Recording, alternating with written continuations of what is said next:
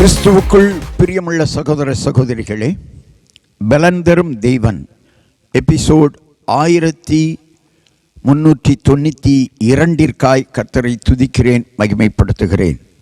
இந்த நாளிலும் நீதிமொழிகள் 15:33 நான் உங்களுக்காக வாசிக்கின்றேன்.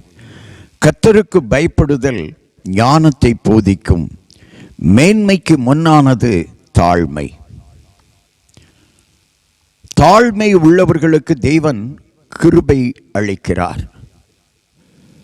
வாழ்க்கையில் எத்தனையோ பேர் மேன்மை பாராட்டி புத்தியீனமாய் செய்திருக்கிறார்கள். வேத புத்தகத்திலும் நல்ல சுவிசேஷகனாகிய ஒரு சிறந்த ஊழியக்காரனாக இருந்த அப்போஸ்தலனாகிய பரிசுத்த பவுல் தன்னுடைய வாழ்க்கையில் மேன்மை பாராட்டினதாய் அவரே சொல்லியிருக்கிறார். 2 கொரிந்தியர் 12:11 மேன்மை பாராட்டி புத்தியீனன் ஆனேன், நீங்களே இதற்கு என்னை பலவந்தப்படுத்தினீர்கள். கொரிந்து திருச்சபையார் அப்போஸ்தலனாகிய பவுலை மேன்மைப்படுத்தும்படியாக தூண்டினார்கள்.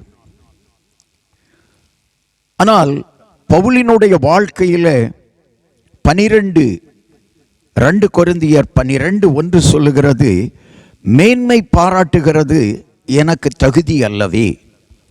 அப்படி இருந்த பவுலை மேன்மைக்கு உள்ளாக்கினார்கள் கொரிந்து திருச்சபையார். எனவேதான் வேதம் சொல்லுகிறது, மேன்மை பாராட்டுவது புத்தியீனத்திற்கு கொண்டு போய்விடும். மேன்மைக்கு முன்னானது தாழ்மை.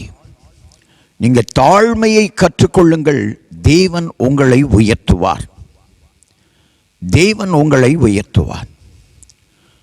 ஒரு சமயம் விருதுநகர் பகுதியை சார்ந்த கோழிக்கடை வைத்திருக்கும் ஒரு நண்பரை ஒரு திருமணத்தில் சந்திக்க நேர்ந்தது.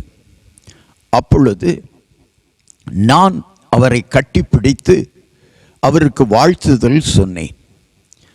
அவர் தன்னுடைய ஊரான விருதுநகருக்கு சென்ற பின்னாடி என்னை தொலைபேசியிலே அழைத்து சொன்ன ஒரு காரியம், ஐயா, எல்லா ஊழியர்களும் தாழ்மையாய் இருப்பார்கள், ஆனால் கர்த்தர் ஊழியத்தை வளரச் செய்வார்.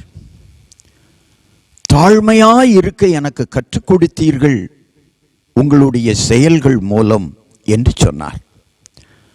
எனவே மேன்மைக்கு முன்னானது தாழ்மை. தாழ்மை உள்ளவர்களைத்தான் தேவன் உயர்த்துகிறார். அத்தோடு கர்த்தருக்கு பயப்படுதலும் வேண்டும். கண்களை மூடி ஜெபிக்கலாம். தாழ்மை உள்ளவர்களுக்கு கிருபை தருகிறார். தாழ்மை உள்ளவர்களை உயர்த்துகிறார். இந்த செய்தியை கேட்டுக்கொண்டிருக்கிற என் அன்பு சகோதரனே, சகோதரியே, வாழ்க்கையில் மேன்மை பாராட்டி விடாதே. உயர்வுகள் வரலாம், போகலாம், பணம் வரலாம், படிப்பு வரலாம், வேலைகள் வரலாம்.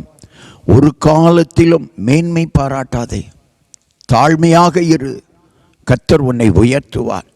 கர்த்தருடைய உயர்த்துதல் மாத்திரம்தான் அது நிலைத்து நிற்கும்.